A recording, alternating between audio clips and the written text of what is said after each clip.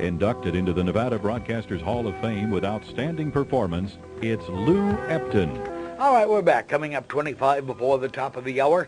Lou Epton here, 731-1230, toll-free, 1-866-820-KLAV. As promised, our very special guest this morning is Jordan Maxwell. Jordan, good morning. Good morning, Lou. It's good to have you back. Thank you, sir. So many things have happened since we've last spoken that I was just kind of curious how you see these things. What effect and what might you know that we haven't really talked about? I don't think anyone has talked about the hidden implication of the symbols in Middle Eastern religions. Oh? And that would tell you something. There are organizations and research societies and institutions in this country that have done some tremendous work in that direction of looking at the symbols of Middle Eastern religion that should be able to tell you something if you know what they mean. Yeah. And we've talked on many occasions about the planet Saturn. Well, I want to talk about that a little bit more this morning. Okay.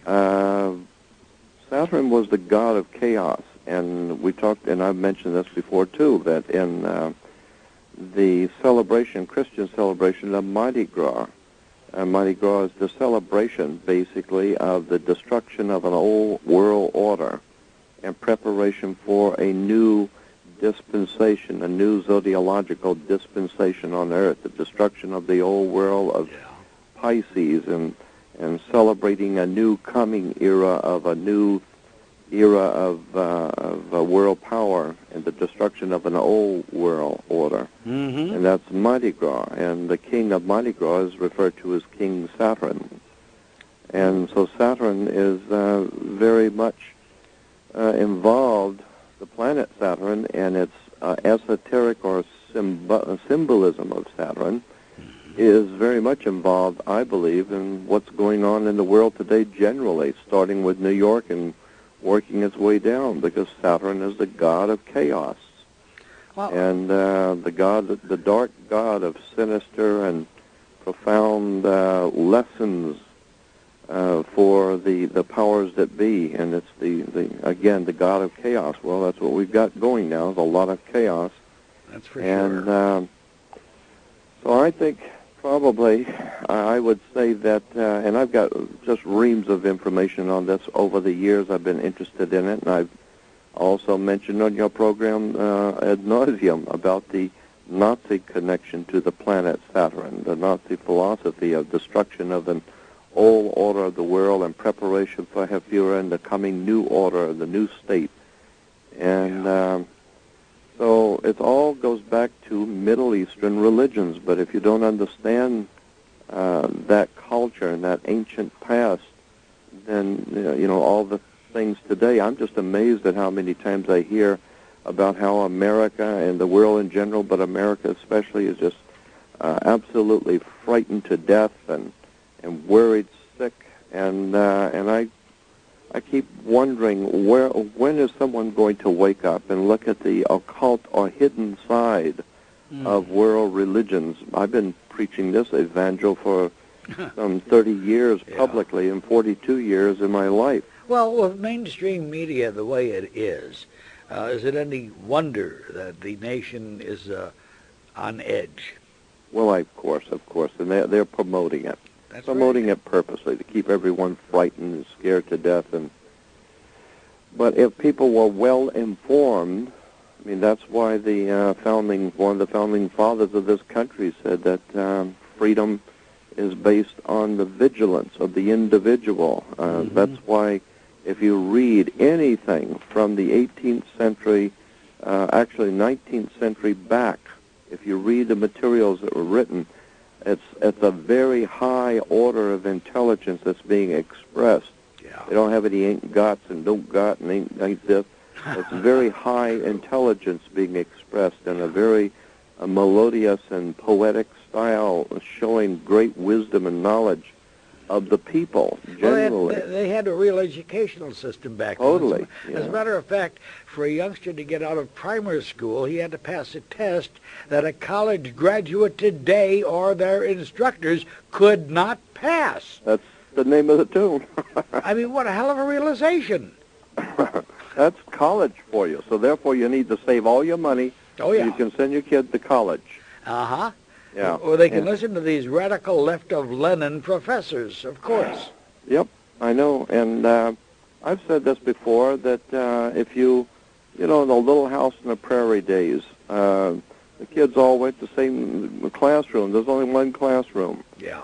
And they had candles at night to read and study by. And out of that Little House in the Prairie days came the great philosophers, the writers, the artists, the statesmen, all of the great teachers of the ages that came through and out of that existence. Today we've got the biggest and the most air-conditioned, beautiful schools, and the IQ is down to 0. That's about it.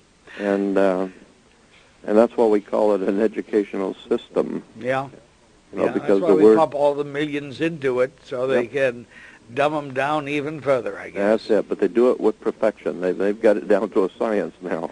Yeah, I guess they do. And but the planet Saturn is very interesting in that it is, as I said, the god of chaos, and it's very much operating today. And, yeah, but don't you have to be into astrology to accept this kind of stuff? I mean, isn't Saturn just another planet hanging up out there along with Pluto and Gummo and Gumbo, whatever the other planets might be? Yeah, that's true. I'm not talking about astrology. I'm talking about... I know. But you're saying they have an effect on our own planet. Yeah, of course they do. Are you aware of the fact that the planet Jupiter pulls the sun toward it 3 degrees out of the sun's orbit? 3 degrees toward the planet Jupiter, so that wherever Jupiter happens to be, the sun is pulled toward Jupiter some 3 degrees, meaning that the planet Jupiter is, even though it appears just as a bright little star in the sky, it is a massive planet that has a tremendous gravitational force field that even moves the sun. And if it can pull the sun itself, even a slight bit, but if it pulls the sun toward it, that tells me that that's a tremendous gravitational force field to move the sun. Yeah. Now, if that is true, then what does it have any effect on the Earth? Oh, of course not. Nothing has effect on the Earth. We're totally idiots here. Nothing affects us. Education, knowledge, wisdom, understanding, research, none of it affects us. Yeah. The only thing that affects us on the Earth is basketball. That's about the size of it. So I thought all the planets just merrily rotated around the sun. Oh, I'm afraid not. No, I'm afraid there's more to astrophysics than that. And you're basing this on solid scientific fact, I know. Oh, absolutely, absolutely. Okay. And, of course, it has now finally been established, and we've known it for years, that the moon draws the tides of the world and the tides of the waters of the world. Oh, yeah, well, that's established. That's true. Well, then is that exercising some sort of a occult or hidden influence on the Earth? That's why we have lunatics. Well, of course. And that's why the police and hospitals will tell you that they have more business on a full moon than any other time. You're really suggesting it affects our mental ability. Well, we're over 90% water, right? All right.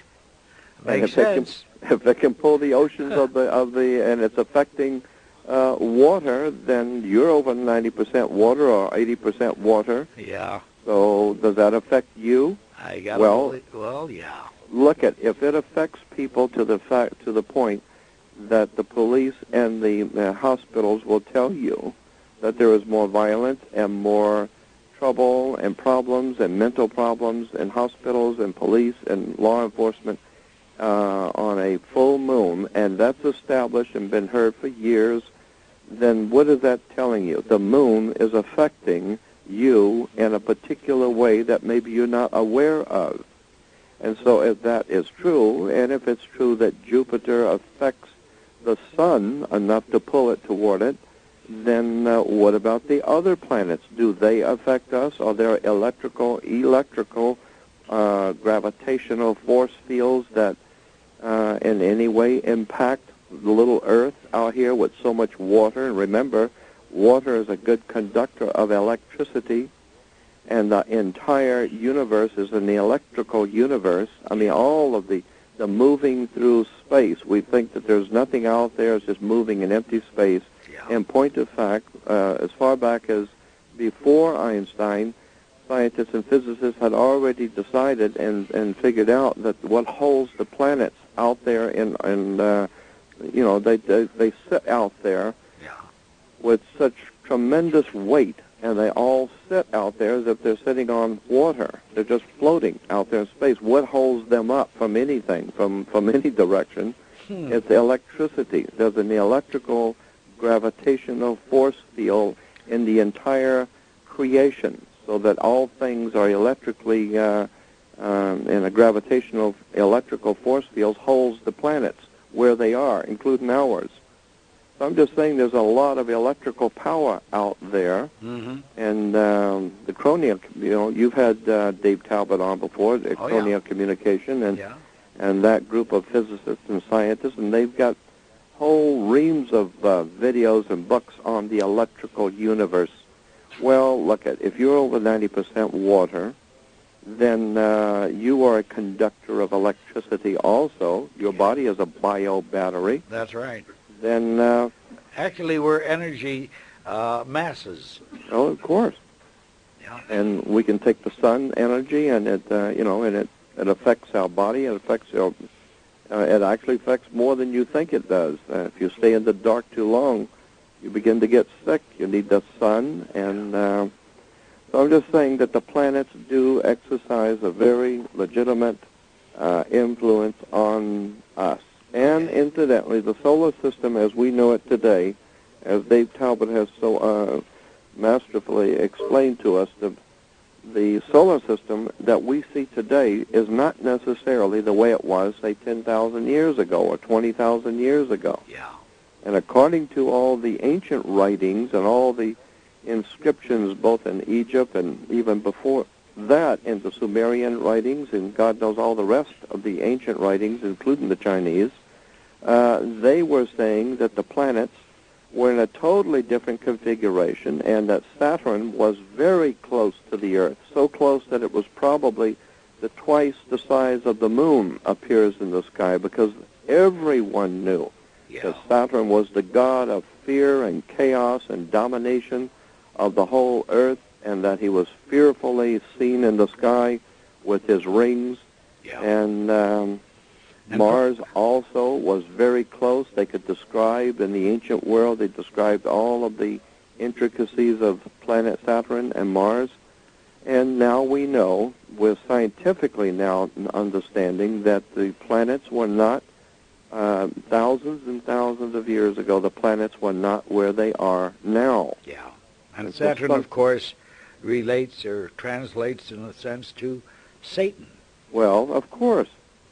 And if the planets were very close, and if the planets are spinning and rotating, then you're talking about creating an electrical force field like a motor that spins around and creates electricity. A dynamo. It's spinning in a circle, creating friction and creating electricity. Well, if the huge planets are circulating or rotating, then they're creating electrical charges. And when you get two wires, power lines, too close, they have to be a certain footage apart. We get them too close, and just the electrical force field around the wires will jump from one wire to the next, and you'll have huge explosions of power. And we know that. Yeah. Well, then suppose the planet Saturn and maybe Jupiter, my God, how big that thing is, it pulls the sun. Well, if it was closer to the Earth, and maybe if the other planets, or maybe one of the other planets came too close to Saturn or came too close to Jupiter, and huge electrical discharges off of one planet striking the other planet, that would explain the terrible rips in the landscape, like that we see on Mars. These great, we think that they were probably riverbeds, or rivers. Mm-hmm. No, they are electrical discharge cuts on the surface of Saturn and on the surface of Mars especially. We can see that. Yeah. All right, I got to hold us up here for a little bit. When we come back, I want to talk to you further about the Mid-Eastern symbology that you are so schooled on. Stay with us, everyone. Lou Epton, Jordan Maxwell, 731-1230, toll-free 1-866-820-KLAV. We'll be right back. Inducted into the Nevada Broadcasters Hall of Fame with outstanding performance, it's Lou Epton. All right, back we are, 6 before the top of the hour. Lou Epton here, along with our very special guest of the morning, Jordan Maxwell. And again, our number is 731-1230, toll-free 1-866-820-KLAV. And after the top of the hour, we will start entertaining your calls. But in the meantime, Jordan, you've expressed over the past how many times we've spoken all of the symbology that we're surrounded by all over the country. But now you've made mention of the symbology of the Eastern religions, and I'm rather curious about those as well. Well, we were talking about Saturn being a god of darkness and chaos. The color which all of the ancient world, and even still today in esoteric circles throughout the world, Saturn's color, each one of the planets were given a color, assigned a color. The planet Saturn's color was black. The planet Venus was green. This is why in the Islamic religion their flags are green. And on the Islamic symbol, in the Middle East, the Islamic symbols on their flags and coats of arms, their flags are green, which represents Venus. Then you have the crescent with a star, and many people think the crescent is the moon, but it is not. Go back and do the research, and you'll find that the crescent and the star represent the planet Venus. And so Venus is very important to Islam. But then so is the planet Saturn in its place in Islam. The planet Venus is very important in Judaism. But it also is the planet Saturn. The planet Mars was very important to the Romans, especially, and the Greeks and all the other cultures. But especially, do we know it about in the Roman world? Mm-hmm. And Mars was the god of war. Well, it had to do with. It's a very interesting study of words and terms, but it was said by the ancient peoples that Mars came in between the Earth and the planet Saturn or Jupiter, one of the two, and caused the great electrical discharge and great chaos on the Earth. It affected the tidal waves. It affected earthquakes, and consequently Mars has always been guilty of the one who causes great catastrophe, and so Mars is in there with war. And I think Dave Talbot is right, and the Chronio Communication Group of physicists and scientists and researchers are right when they say that the planets may have very well been closer to the Earth and caused some great havoc, maybe 10,000, 15,000 years ago, and ancient man wrote down what he was seeing happening in the skies, these great catastrophes and fearful-looking objects of the planets very close and almost hitting each other, and electrical charges coming off of them and causing tidal waves. So all of that makes sense to me that that's very well possible. And if that is true, then naturally the planets would be the great gods who dominated the heavens and threw out their lightning bolts and frightened mankind. They were the gods. And, of course, in the ancient world, all the planets were gods, or thought to be gods. Yeah. But, Mecca, in the holy city of Mecca to Islam, the Kaaba, which is a square building that's covered in black. And it's called the Kaaba, from which we get the word Kabul or cobblestone or cobblestone. Kaaba, the black square or the black cube. You can go to any library and read about Kaaba, and it is directly connected to the worship of the planet Saturn. And the same black square or black cube of Kaaba for Islam is connected to the same black square that you wear as a martyr board on your head when you graduate from university, the black square or the black cube.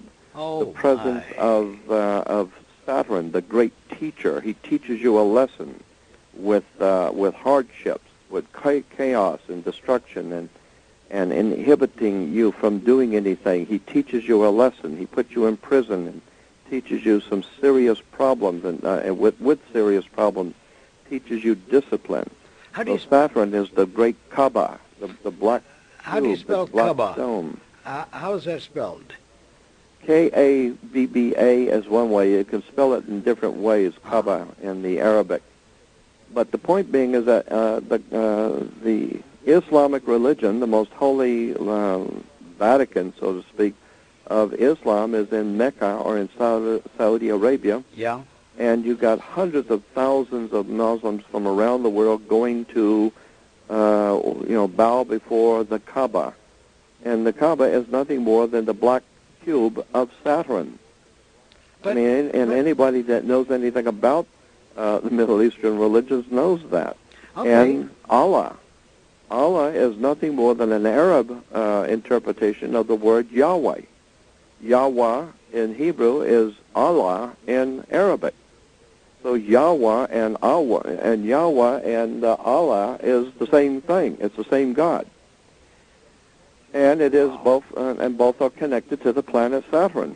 All right, in a very interesting and occult or hidden way. All right, but you said that the color of Islam is green. Yeah, that's for Venus. For Venus. Yeah. And what does that's why, as I encode? said, the flags are usually green, and their symbols and emblems of power and political power are green. And yet Mecca is where we find the Kaaba. The Kaaba, which represents the planet Saturn. So I'm saying Saturn is very important, from which we get the concept of the Prince of Darkness, the evil one, the opposer of what is good. And in Egypt, that principle of the evil one, the dark side of the force, so to speak, was Set. His name, that God was the God of darkness and evil, was called Set, S-E-T. Uh-huh. And he came out at night when the sun went down. Yeah. And that's why we call, when the sun leaves, we call it sunset, because the sun has left the world, and the idea being there's God's son who has died now. He died and is gone, but he will return, but he's gone now. And so when God's son dies, he leaves the world. He leaves us on the earth in the hands of the Prince of Darkness. And, of course, it does get dark at sunset. That's right. But when you have sunrise... Yeah, then he was prophesied to come again, and he said he would rise again. So consequently, he is our risen Savior. And, of course, the sun does rise, and it is your Savior. If you don't think so, wait till it don't come up. Yeah. You know? The thing I'm confused about, if the Islamic faith is based on Venus, green, yes. That's a god of love. Venus is well, always yeah, thought of goddess as of love, a goddess yeah. of love. Yeah, well, they have a lot of love. They love war. They love... Oh, come on. I'm teasing you. But, it's supposedly Venus is the goddess of love. That's right. But Venus is also, in the Latin, Venus in Latin was Lucifer. And consequently, Lucifer is actually the planet Venus. And so when we hear of the word and the term Lucifer, that is the planet Venus. And you can walk into any good theological library, or any library, but I hang out in the theological libraries, the big ones. Yeah. And you could spend weeks there photocopying, studying, reading the words, the terms, and all the reference works that you will ever look at will tell you that Lucifer is the planet Venus. And consequently, it was the great morning star. And the morning star was the planet Venus. And it was the one that heralded the coming of a new day. Meaning that on the eastern horizon, about 3:30 or 4 o'clock in the morning, Venus would begin to rise in the eastern sky, and it still does. Yeah. And when it rises, it is a profoundly, magnificently beautiful sight, because Venus is very bright. Why? Because the sun is right behind it, very close to it. And consequently, the sun is reflecting its light off of Venus, and Venus is close to the sun, so Venus is very bright. And in the morning, early morning, 4:30 in the morning, Venus rises in the east every morning, and it's brilliant. If you're up in the morning, you will see that beautiful star, and it just dominates the sky. And so the ancient Egyptians and Phoenicians and Canaanites and all the ancient peoples of the world realized that when they saw Venus rising, they knew any minute now the sun's going to be coming up with it. So when you see Venus, it was announcing the coming of the sun, or the great illuminary that was going to enlighten the earth and enlighten the world of mankind. All right, what I want to get to is how do they go from the planet of love, Venus, to the Kara? And right now we got to do a quick timeout. When we come back, give us the answer to that one. They went to Saturn, in effect, the black square. Lou Epton, Jordan Maxwell, 731-1230, toll-free 1-866-820-5528. Hear this, and we'll be back with you and with more. Exposing the truth, uncovering the fraud in all levels of government.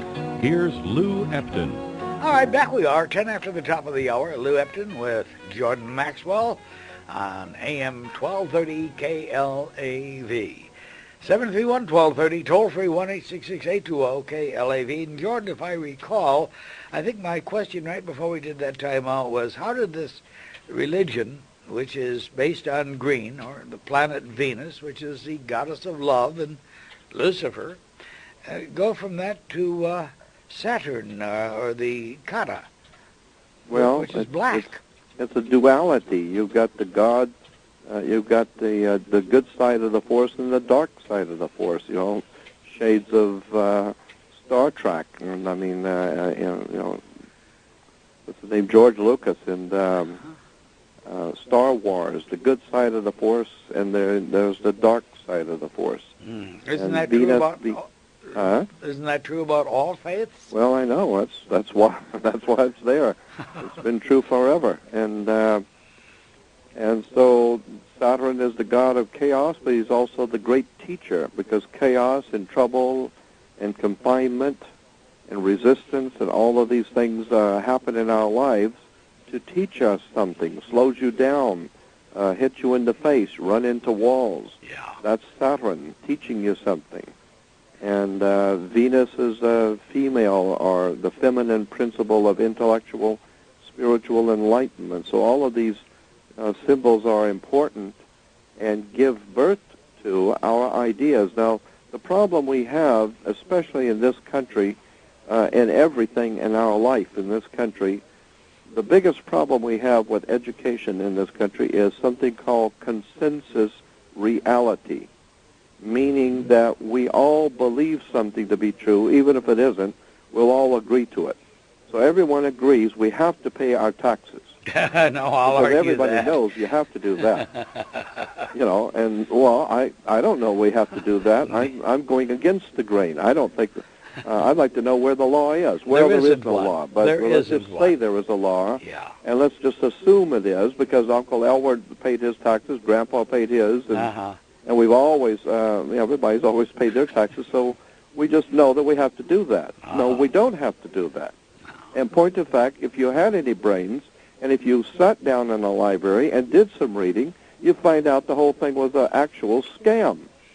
But happily, though, we don't worry about things like that. We don't read. Who the hell reads? I mean, we've got Right. What does that have to do with basketball? That's right. And television. You know? That's right. And so consequently, anyone who is enlightened or intelligent or seeks to find knowledge and wisdom is now, like in the ancient Roman Empire, now you are the dog. You're the guy that's the troublemaker. Uh-huh. Everybody knows we have to go along to get along, and whatever Hefura or the government tells us, we have to do, because after all, it is the government. Yeah. Well, that's what the Germans were saying when they were following Hitler. We don't care if they're killing somebody and what's going on. After all, I mean, he is the government, and we have to do what the government says. And supposedly for our own good, isn't it? Well, of course, it's obviously for our own good, you know, and for the good of the bankers that own us. That's right. Oh, and so I'm saying, you know, America should be better than that. We should have learned something by now. We were given the opportunity. We just didn't seize it. I guess so. We dropped the ball again.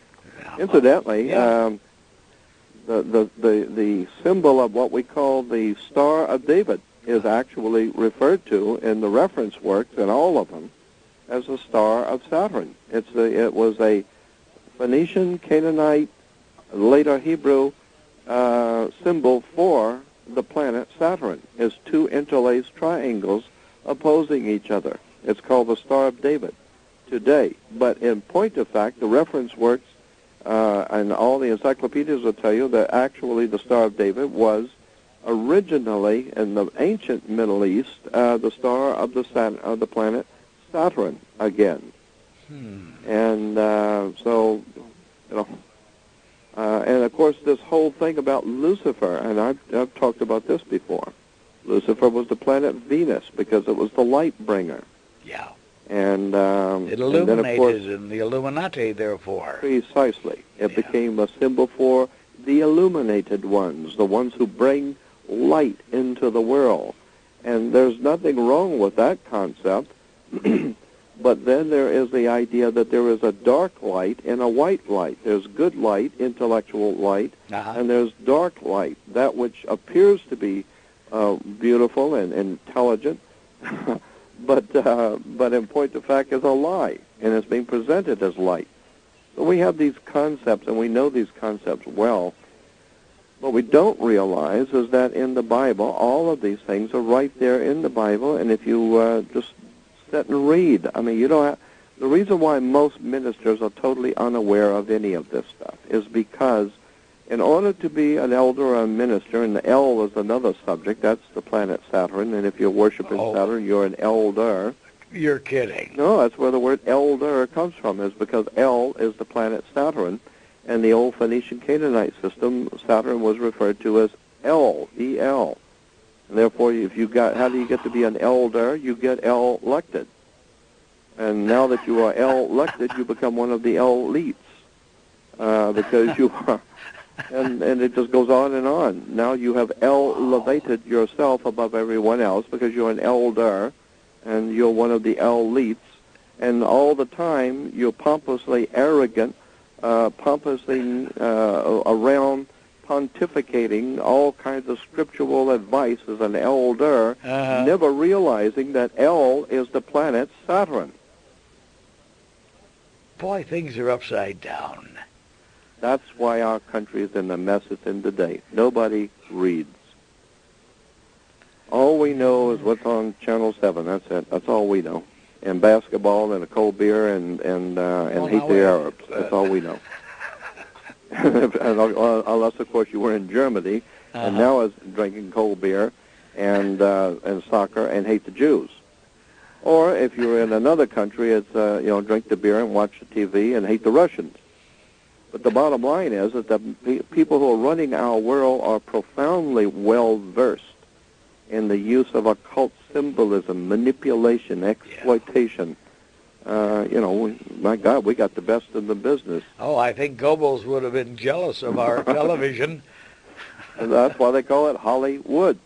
I love this. And for those who are not aware, where did the name Hollywood come from, Jordan? Yeah, it was it's what magic wands and the old ancient Druidic system, the old magic wands like Merlin the magician with his magic wand. Magic wands were always made out of the wood of the holly tree. It was always made out of Hollywood. And Boy, the first time you told me that, I just couldn't get over it. well, It's so simple. It's so... well, they hide it right in plain sight. And like I said, it's a consensus reality. We just realize that the city is called Hollywood, and that's just it. And there's nothing to it. Oh, well, and I say, oh, you don't think so? When they named it, they had to be aware what they were doing, though. Well, of course they did. I mean, it was Los Angeles, City of Angels. That particular area, Hollywood.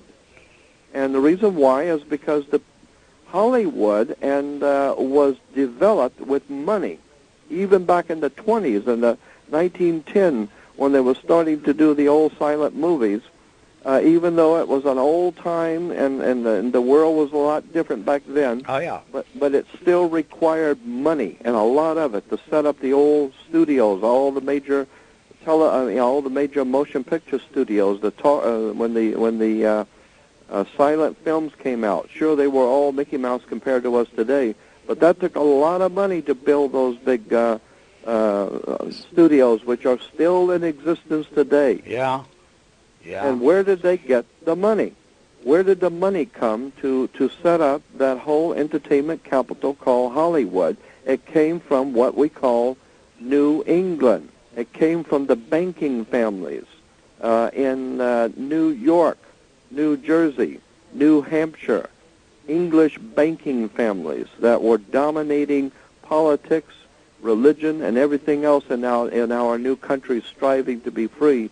And these conspirators who were here, who were actually working for a foreign power on our soil, and we were struggling like the situation is today. Yeah. The good people who want something good for our country are usually either broke or in debt, and consequently have to just go along to get along just to stay alive.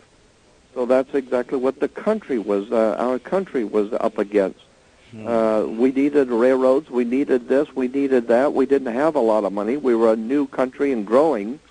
And so the English banking families, the banking fraternal orders out of England and Europe were putting up the big money for the railroads and for your motion picture studios. And all of that goes back to the old ancient system of magic coming out of Europe. And my God, today we're flooded with all the pornography and the occultism coming out of movies. Yep. Hollywood. Okay, got to hold us here for just a moment. I want to apologize. We had a listener who was very patient but finally gave up. When we come back, we really will take any calls should you have questions and or comments, if that's okay. Lou Epton, Jordan Maxwell, coming to you through the facilities of AM 1230 KLAV Las Vegas. 731-1230, toll-free 1-866-820-KLAV. Reporting what the mainstream media is afraid to expose, Lou Epton. All right, again, back we are, 25 after the top of the hour. Lou Epton here along with our very special guest of the morning, Jordan Maxwell, talking primarily symbology. I don't know how anybody else feels about this, but I find this extremely fascinating. We've talked symbology in the past, but primarily symbols we see all around this nation. We've gone a little deeper this morning, and I'm grateful for that. By the way, again, our numbers, and we will entertain your calls at these numbers, 731-1230, toll-free 1-866-820-5528. Before we do anything else, Jordan, how long have you been involved in symbology? What got you started in all of this? I started when I moved out to California at 18 years old. I just turned 18 and left home, and I ended up in Los Angeles, in the San Fernando Valley, and that's where I have lived ever since. So I've been doing this for 42 years, and at 18 I started because my family, because of my background. I've said this before, my mother had an uncle who worked in the Vatican. Yes. Secretary of State's office as a civilian. He wasn't clergy. He worked in the Secretary of State's office of the Vatican. I didn't know him that well because I was too young. But it proves I got that in my blood. And my mother had two uncles who were federal judges in my hometown. And my great-grandfather was a senator from the state of Florida and was a very powerful senator. He stayed in there until he died. And Senator Claude Pepper was his gopher. And consequently, yeah. And so consequently, I've got politicians and senators and Catholic clergy, and so it was in my blood. And so at 18, I was fascinated with the things that I had been learning from my family and hearing pieces of it. So I started off out ahead of everyone else. I've already, even at 18, I was already way out ahead of many kids my age. And so I started buying all the reference books I could. The first thing that caught my interest, because of my Catholic background, was Roman theology, not Christianity, Roman theology, Mithraism. And it didn't take me very long to see that Roman theology was the basis for what we call today fascism. Fascism, and the very word fascism, you know, the fascist. Yeah. Well, the very word fas is F-A-S, fas, which in a law dictionary, the word fas is God's law. God's law is fas, F-A-S, fas means God's law in Latin. Therefore, fascism and its dictates on the world we live in, the great world fascist movements that dictate everything down the line for you, what you can do, what you can't do, what you can spend, how much you can do, is fascism, corporate international fascism. That word fas means God's law. So consequently, these people think that they are actually ruling the earth for God. I mean, they have some kind of a divine mandate to rule the human family, the human race. Well, the American founding fathers understood that. They weren't stupid. And that's why they warned us and said, do not have anything to do with any other country in the world. Stay home. Yeah. Build your country to be a great and wonderful example to the rest of the world, what all mankind could be like if we came together in one country. That's E pluribus unum, which is on the national seals, meaning one out of many. Yeah. If we built one great nation that minds its own business, does not go out anywhere else in the world to try and police anybody or manipulate or exploit or blow up or war with anyone.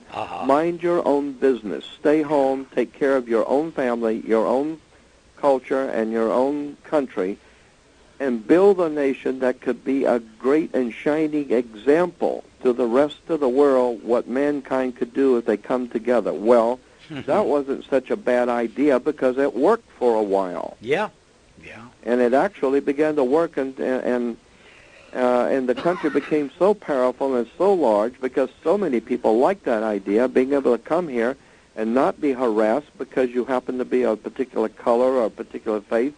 It doesn't matter. Come here and you're a free man. You can live your life and protect it. And so that wasn't a bad idea, and it grew, and America became a very powerful country. Today, we are totally broken up into factions. Yep. And that's exactly what the divide and conquer. This is exactly what our enemies in England, and who was it? Who was our enemy when we were founding this country? That's right. It wasn't the British. That's right. And I claim they still are. Not the public, but the rulers. All right, we've got Ed online. Let's interrupt us and see what he wants to add. Good morning, Ed. You're on with Jordan Maxwell. Good morning, Lou. Good morning, Jordan. How you doing? Morning, Ed. I'm enjoying you as usual. The one thing that I seem to be gleaning from what you're saying is that we're a bunch of slaves, and the reason why we're slaves is because we're ignorant. Yeah, but don't take that. The most important thing is personal survival, which means we have to have food, clothing, and shelter. Right. And since the only way that we can acquire these things now in our modern-day society is through the use of a medium of exchange, which is known as money, so therefore our ignorance of coin and credit just exacerbates the problem. Do you agree? I couldn't have said it better. I think you just pretty well nailed that down. Mm-hmm. So then we have to educate our populace not only on the issues that you've been attempting to do for quite a while, but also on the true nature of coin and credit. Absolutely. Okay, No doubt about that. If you wish to elaborate on that, you may, but I'm going to get off the phone now. Okay, thanks Thank for you being very there, much. Ed. Yeah. All right. Okay. Do you want to take that a step further, then, Jordan? Actually, yeah. All I will say is that what he said was absolutely 100% right on target. Yeah. That we do not understand money. We do not understand the concept of coin and credit and what money is. Incidentally, in Rome, in the Roman Empire, when Rome was still a very viable power in the world, the Caesars, their seat of power, today we have the Capitol, which everyone imagines is the seat of power in this country. Well, in Rome, it was the Senate, and it was up on a hill. and in Rome, the ancient Roman Empire, it was said that Caesar went up on the hill, and he was the official over the Senate. And we still say that today. They're up on the hill. That's right. At the Senate. That's Roman. That's fascism. That's the ancient Roman totalitarian dictatorship that was so feared and so feared by our founding fathers that they wanted out of Europe. Get away from that stuff. Yeah. But you talk about fascism. If anyone has ever attended a congressional session, what do we see up on the podium behind the speakers? Yeah. Fasci. Yeah, fasci. They're on both sides of the presidential podium, sitting right there in front of you. Yeah. Right in front of you on both sides of the speaker's podium in Washington, D.C., where the president stands to give his State of the Union message. And now every night on CNN and the nightly news, there will always be something going on in that room. And the next time you see it on television, look on both sides of the podium, and you will see a fasci, which is a bundle of sticks with a hatchet head. And it was on our, incidentally, it was on our Mercury dime. That's right. It sure was. A symbol for world fascism. Yeah. And obviously you do understand Latin. Well, you don't really have to be a rocket scientist any longer. We have books. You can go into a library and just sit down with the encyclopedia's reference words and look up the word fasci, fascism. Right. Fas. Get a law dictionary. Buy one. And just read the words and find out what these words and terms mean. Absolutely. And for the first time, you will see that our exploiters, the people who would be our masters and take our country from us and our freedoms and enslave us, they are many things, but stupid isn't one of them. They are masters at the manipulation of words and terms. That's why you have to have an attorney or a lawyer represent you in court, because they have learned what to kiss and when. They know exactly what the words mean. Yeah. They know what the terms mean. They know all of the little secret symbols and words, and it's a scam. Yeah. Well, a friend of ours the other day, I've heard it before. I don't know that you have. I just, every time I hear it, I go, that's so obvious. The word revenue is to revenue. The word religion is to realign, to redo it. And that's why I said even our country is referred to as a republic. It's R-E, do again. Re and public. So bien, do it again. Republic. Yeah. So we were moving out of Europe to get away from all of that stuff that what the founding fathers called foreign entanglements. Well, boy, did we ever? We got a bunch of foreign entanglements now. We're so entangled we don't even know who our friends are anymore. You remember the Smothers Brothers many years ago with their comedy? I sure do. All right. Yeah. Well, they had on this guy who was an absolutely sensational comedian, Pat Paulson. You bet. And Pat Paulson was running for president. They ran him for president. And it was a joke, but he was funny. But one thing I cracked up at what he said, they asked him one night, they said, well, Pat, if you're elected president and you're head of the military and chief executive, what's going to be your first official act? And he said, my first official thing I'm going to do if I become president is I'm going to call all the heads of the military in and all the big shots in Washington, and I got one question for them. Mm-hmm. Whose side are we on? The hell are we doing here? On that good up note, we're going to hold up just a little bit before we're out of time. We've got people online. We'll get to your calls as soon as we get back. Don't go away. Lou Epton, Jordan Maxwell, our very special guest, 731-1230, toll-free 1-866-820-5528. So often, the only place you're going to hear it is right here on the Lou Epton Show. All right, and again, back we are. 20 minutes left with our very special guest this morning. 20 before the top of the hour. And again, our guest, if you joined us very late, shame on you, is Jordan Maxwell. Our number is 731-1230, toll-free 1-866-820-KLAV. Jordan, what do you say we take a couple of calls here? That's fine. All right, Kathy, thank you for your patience, and good morning. Good morning. Well, my husband's name's Paul. My son's name's Pat, so he's Pat, Paul's son. Oh, good. Well, that takes care of that piece of business. That's right. Jordan, you're the man I want to ask this question, and it's kind of a simple question, but to me it's, like, complicated. When you look at these countries that have royalty, you know, like kings and queens, etc., you see the ordinary middle-class people out in the street clapping when they come out and appear in their golden coaches with all their jewelry and all this stuff. Yeah. Where did that start? Where did this thing that one human being's valued above another, and they just think it's great that these people have all this stuff that they pay for? I mean, I don't understand that. I agree with you. It's just atrocious that they will stand out there unemployed or head over heels in debt, can't do anything, got to have a permit, got to have a license, can't park here, can't do that, can't do this because you don't have a permit. You've got to get that registered. You can't pay this. You've got to pay that. And then they stand out and applaud the queen who rides by in a gold chariot and lives in shameless luxury. And the queen and the whole royal family are not English at all. They're all Germans. Yeah. And the British people love it. They can't get enough of it. The Queen is German? Yeah, the Queen is German. I'm sorry, I didn't pay that much attention to her. No. Well, I mean, I don't pay attention to it at all. But I know that the whole dirty, stinking, filthy system of royalty is all German. Period. Nazis, German. Where does that go back to? Because we have a society where one person's life is more valuable than another's.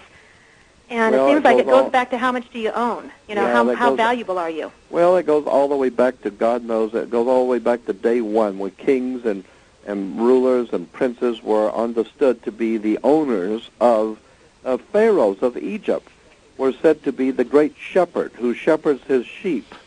And the idea was that mankind, humans were referred to in Egypt, the working class and poor, were referred to as the cattle of God, God's cattle.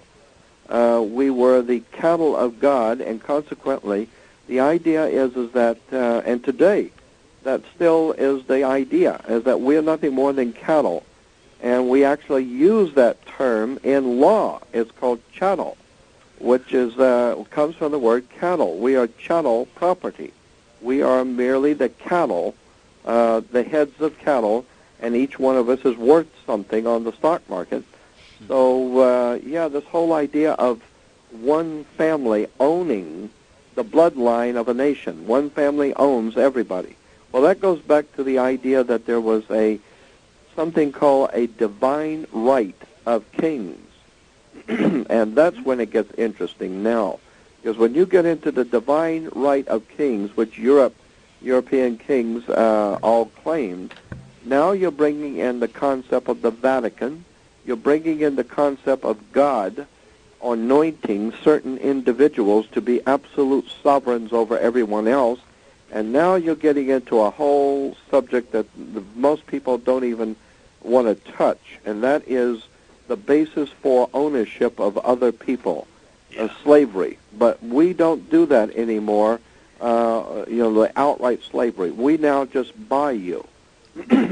And we do it in such a way that you should not even know it's happening, and therefore will give you plenty of entertainment, alcohol and entertainment to keep you busy. But in point of fact, lawfully, if you want to get technical and sit down in a court and prove it, the banks actually own your body. They own your person and your name. And so while we see this stuff happening in England, the Germans have been able to manipulate the great English people into believing that they have a divine right to rule the English people. Well, they pull the same thing off here. They pull the same thing off here with uniform commercial code and banking regulations on how they actually buy you when you're a baby, and they own your body, and they own your name, and they own you. All of this goes back into the ancient Middle East. It goes all the way back into Egypt. And that's why, and even in Washington, D.C., you still have the symbols of Egyptian power over the people of our nation. The Washington Monument is an Egyptian obelisk. Yeah. This is why the show that Lou had the other day, the gentleman Vic, I believe his name was, it was interesting when he talked about copywriting your name. Vic Oh, Vadian. yeah. You know That was Vic, very don't you, interesting. Jordan? I've known him. Yeah, I've heard. Yeah, you worked That's together. my partner. Yeah. Yeah. I thought that was so interesting. That's interesting stuff when your name can be copyrighted, and then what's the other thing? There's more to it than that, but it's basically that you copyright your name and no one can use it to get anything from you. Period. Yeah. They can't. And but all of this kind of stuff is has to do with law. I had a great example of what's wrong with America. I'll tell you. I was in the airport. I was speaking to 1,000 people up in Seattle about a week ago. And at the airport here, I'm sitting next to a very sophisticated older lady, and we're chit-chatting, waiting for the plane. And she was telling me about her husband as a very important lawyer, attorney, or whatever. And so we talked about law. And she kept emphasizing, oh, yeah, well, we follow the law. This is a country of laws. And it's all written down. There's no mistaking. So then I pulled out the reference works and all the photocopies I had from my lecture up there and started showing her where the word law came from and the Maritime Admiralty codes as opposed to our American laws. And when she began to see where I was going with this, and then when I showed her the piece on attorneys, and you're a client, and a client is a ward of the court, and a ward of the court is a person with an unsound mind, and that kind of stuff. She began to see where I was going with this, and then she said, oh, well, you know what the law is. You could say anything in law. You can make up anything in law. You can say anything, and it's just all a bunch of bull anyway. And I thought, wait a minute. 5 minutes ago you're telling me because I'm stupid and I'm just going along with you, therefore your attorney husband is very important and the law is very important. Now when you see you're in the company of someone who is as smart as you are or smarter, and I know what's going on here and I'm showing you, now all of a sudden, oh, well, that's a bunch of silly nonsense anyway. You can read into it anything you want. And so I'm thinking, what we have here is consensus reality.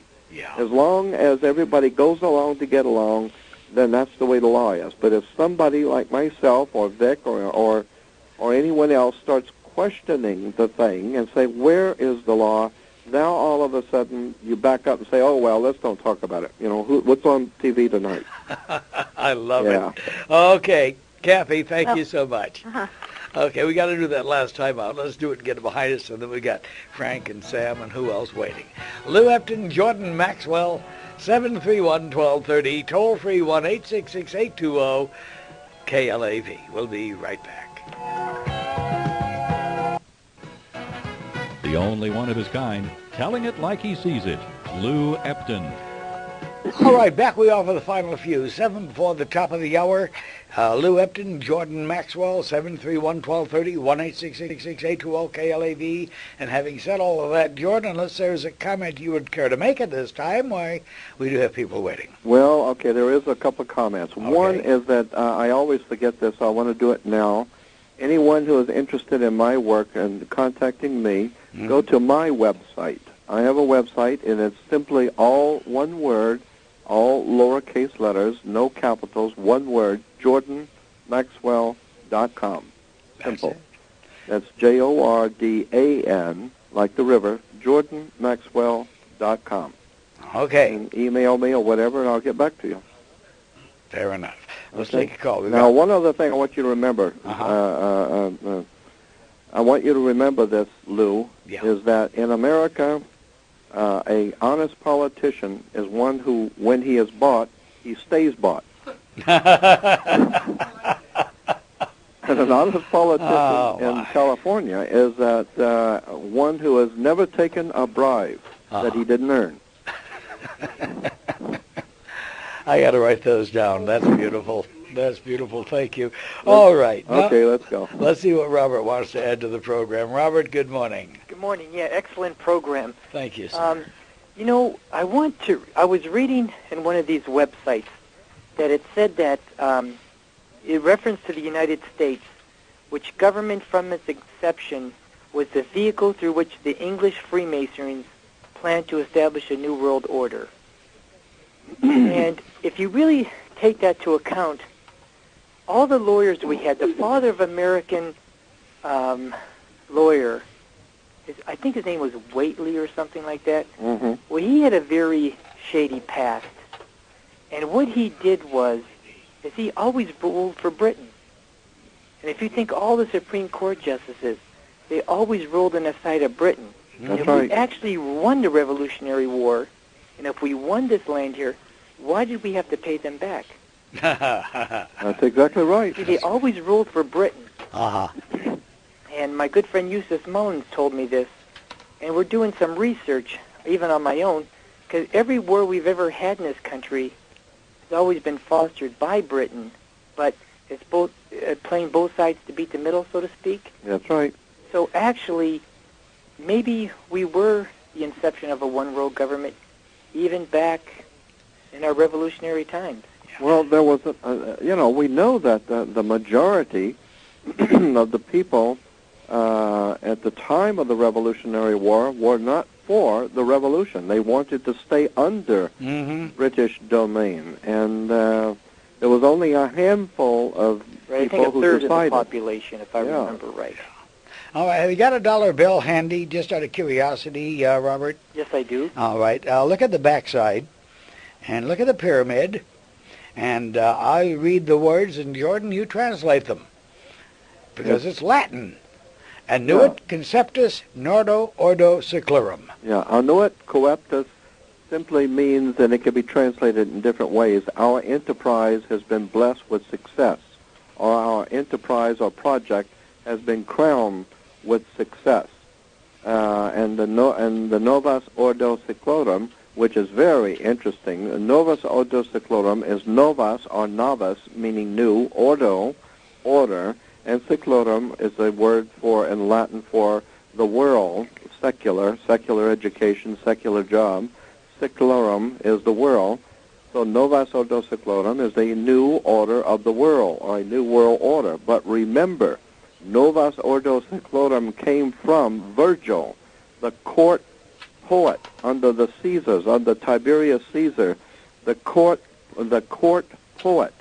The man who was given the job to write the poetry and all of the prophecies for the Caesars of Rome was a man named Virgil. And in one of his great poems, he talked about the novus ordo seclorum, or the new order of the world, in which the old powers of the ancient Roman Empire would one day somehow amass the power to actually rule the whole entire earth. And that's what Virgil was writing about when he wrote the words novus ordo seclorum. So what we're seeing on the back of the dollar bill is a very ancient Roman fascist concept of absolute totalitarian dictatorship of a one-world government under the hidden or occult powers of the ancient Roman Empire. Yeah. And that's what's on your dollar bill. Right in front of you, and it's been Right there in since front of under you. Roosevelt, I believe, hasn't it? Yeah. That was FDR, which was fraudulent deficit Roosevelt. That I got to remember. All right, Robert, thank you. Thank you very much. Okay, my friend. Gee, I wish we had more time. We still have people waiting, but we're smack out of it. I do apologize to those of you who have been patient and didn't make it through today. I keep saying call earlier, but I know Jordan Maxwell is one of the more interesting, and we don't want to interrupt what he is saying. Well, right now, though, I've got to take this moment and thank you sincerely for spending the time with us, Jordan. I mean that. Always, my friend. Always happy to be with you. And we'll have you back soon. Thank you again. Have a good day. Bye-bye. Bye-bye. I want to certainly thank my producer, Larry Allen Wells. Mostly, I want to thank each and every one of you for taking the time and spending it with us. Lou Epton here. Have as good of a day as you can, won't you? Join us. We'll be back tomorrow morning with a Kathy Kraken Rink. That's her name, and I think you'll find her a very interesting young lady. Have a good day.